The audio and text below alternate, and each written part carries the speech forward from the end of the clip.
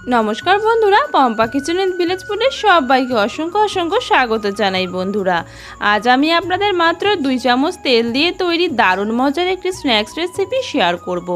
বাড়ির কয়েকটি উপকরণ দিয়ে খুব সহজে বানিয়ে নেওয়া যায়, মাত্র সময় লাগে 10 মিনিট। এই ধরনের রেসিপির জন্য আমাকে অনেক বন্ধু রিকোয়েস্ট করেছিলেন, তাদেরকে অসংখ্য অসংখ্য ধন্যবাদ। আপনারা এই স্ন্যাক্সটি ছোট বড় সবাই টিফিনের জন্য, এছাড়া সন্ধেবেলা হালকা ফুলকা খিদের জন্য, সকালে ব্রেকফাস্ট যে কোনো সময়ই বানিয়ে খেতে পারবেন। খেতে কিন্তু ভীষণ মজাদার হয়। তো চলুন কিভাবে বানিয়ে নেব দেখে নেওয়া যাক।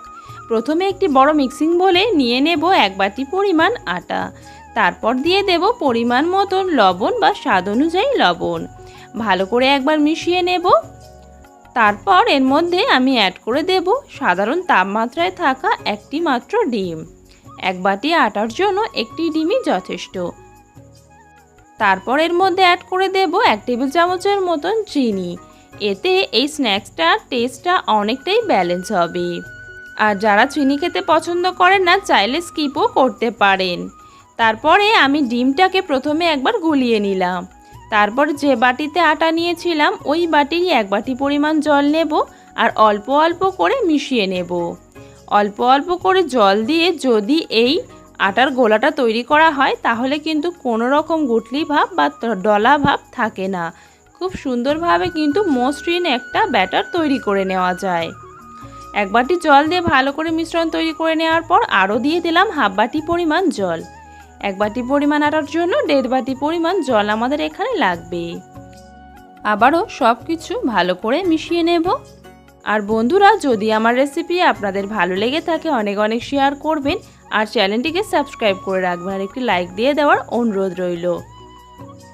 তো আমি একটি চামচ দিয়ে আপনাদের সুবিধার্থের জন্য দেখিয়ে দিলাম যে ব্যাটারটা কীরকম তৈরি হয়েছে। চামচের পেছনে হালকা একটা পাতলা কোটিং হবে। তো মিশ্রণটা রেডি হয়ে গেছে। ঢাকা দিয়ে 5 মিনিটের জন্য রেস্টে রেখে দেব। অপরদিকে একটি কড়াইয়ে 1 টেবিল চামচ পরিমাণ তেল ভালো করে গরম করে নিয়েছি। এবার এর মধ্যে একটা ডিম ভেঙে দিয়ে দেব।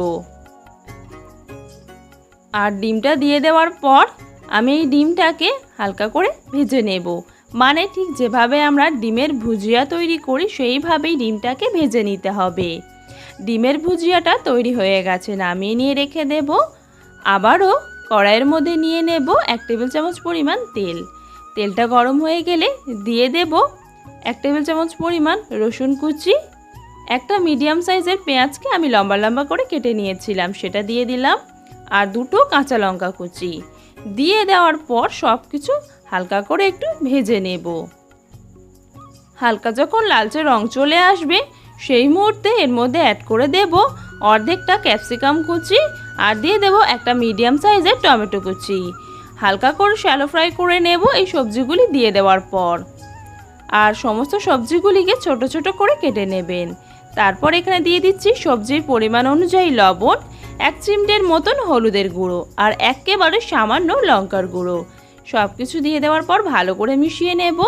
আর যদি আপনারা বাচ্চাদের জন্য স্ন্যাক্সটি তৈরি করেন তাহলে লঙ্কার গুঁড়োটা স্কিপ করে দেবেন, না হলে ঝাল লাগতে পারে, যেহেতু কাঁচা লঙ্কার ব্যবহার করেছি। হালকা করে শ্যালো ফ্রাই হয়ে যাওয়ার পর সবজিগুলির মধ্যে অ্যাড করে দেব 1 বাটি পরিমাণ জল। সমস্ত কিছু ভালো করে একবার মিশিয়ে নেব। তারপর এর মধ্যে আমি অ্যাড করে দেব একটা ম্যাগি।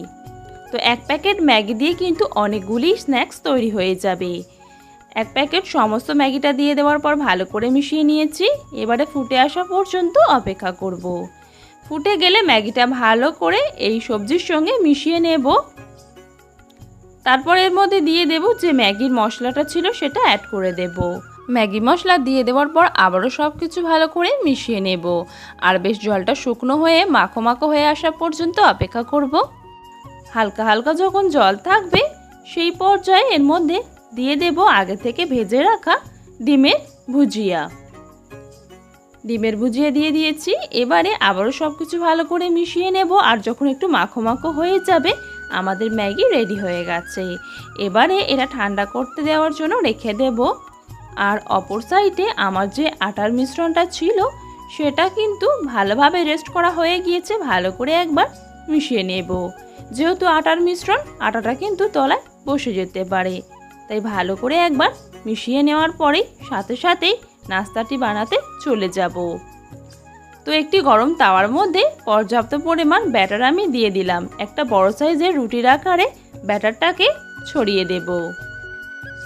ভালো করে গোল রুটির মতন করে শেপ করে নিচ্ছি। এবারে অপেক্ষা করব ওপরের দিকটা ভালো করে শুকনো হয়ে আসা পর্যন্ত।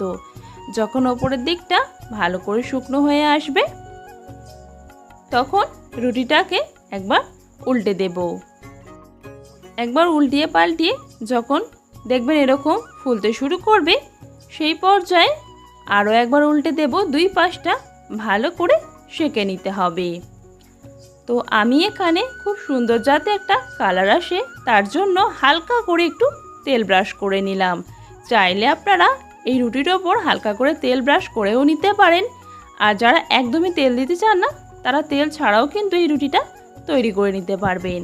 তো আমার এখানে একটা রুটি কিন্তু তৈরি হয়ে গেছে। আবারও একইভাবে আমি বড় করে একটা রুটির আকারে ব্যাটার ছড়িয়ে দিয়েছিলাম। ওপরের দিকটা শুকনো হয়ে আসার পর হালকা করে একটু তেল ব্রাশ করে নিচ্ছি। তারপর উল্টিয়ে পাল্টিয়ে হালকা একটা লালচে রং আসা পর্যন্ত আবারও একটা রুটি তৈরি করে নিয়েছি। এইভাবেই আমি সমস্ত রুটিগুলিকে তৈরি করে নেব। তো দেখুন আমার এখানে সমস্ত রুটিগুলো তৈরি হয়ে গেছে। আর এক বাটি আটা আর একটা ডিম দিয়ে এখানে আমার 6টার মতন রুটি তৈরি হয়েছে। এবারে একটা রুটি নিয়ে এইভাবে উল্টে দিলাম। তারপর যে ম্যাগিটা তৈরি করে রেখেছিলাম একটা সাইডে এরকম লম্বা করে দিয়ে দেব। তারপর দুই সাইডে ভাঁজ করে নেব। আর ঠিক যেভাবে রোল তৈরি করা হয় ঠিক সেইভাবে এই রুটিটাকে রোল করে নেব। এইভাবে আপনারা রোল তৈরি করে বাচ্চাদের টিফিনে এছাড়া বড়দের টিফিন বক্সেও কিন্তু দিতে পারেন। আর এই স্ন্যাক্সটি কিন্তু একদমই কম তেলে তৈরি হয়েছে, দেখে নিশ্চয়ই বুঝতেই পারছেন। আর আমি এখানে ম্যাগির মধ্যে অল্প কিছু সবজির ব্যবহার করেছি। চাইলে আপনারা আরও বেশি পরিমাণে সবজির ব্যবহার করতে পারেন। আর চাইলে আপনারা ডিমটা ভুজিয়া না বানিয়েও সেদ্ধ ডিম কিন্তু গ্রেট করে দিয়েও বানাতে পারেন, সেটা আপনাদের চয়েস। তো আমার এখানে সমস্ত স্ন্যাক্সগুলি তৈরি করে নেওয়া হয়ে গিয়েছে। তো আমার এই নাস্তাটি আপনাদের কেমন লাগলো অবশ্যই জানাবেন বন্ধুরা। ভালো লেগে থাকলে অনেক অনেক শেয়ার করবেন আপনাদের বন্ধু এবং আত্মীয়দের মধ্যে। তো একটা স্ন্যাক্স আমি আপনাদের কেটে দেখিয়ে দেব যে কতটা নরম তুলতুলে হয়েছে আর ভেতর থেকে ভীষণই অসাধারণ দেখতে হয়েছে। বাচ্চারা কিন্তু এটা ভীষণভাবে পছন্দ করবে। যে সমস্ত বাচ্চারা রেস্টুরেন্টের খাবার খেতে পছন্দ করে তারা তো ভীষণই পছন্দ করবে। তো বন্ধুরা অবশ্যই আপনারা বাড়িতে একবার হলেও ট্রাই করে দেখবেন, খেতে কিন্তু ভীষণই ভালো লাগে। সবাই ভীষণ ভালো থাকবেন। আবারও নিয়ে আসবো আপনাদের জন্য ভিন্ন স্বাদের রেসিপি নিয়ে। ধন্যবাদ।